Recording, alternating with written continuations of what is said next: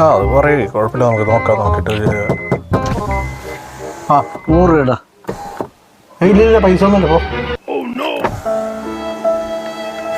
ആഹാ നീ പറയും. ഓ അങ്ങനെയാണോ? ഓക്കെ നോക്കിയിട്ട് പറയാം. 100 രൂപ. എടോ ഇല്ലെന്നല്ലേ പറഞ്ഞത്.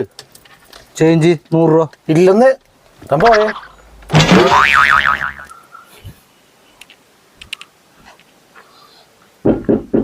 100 രൂപ.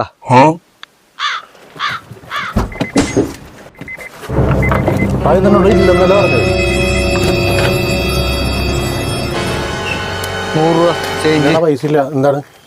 ഇല്ല. 100 രൂപ. 100 രൂപ ഇല്ല. 100 500 ആണ്. 500 മതി, എടുത്തോ.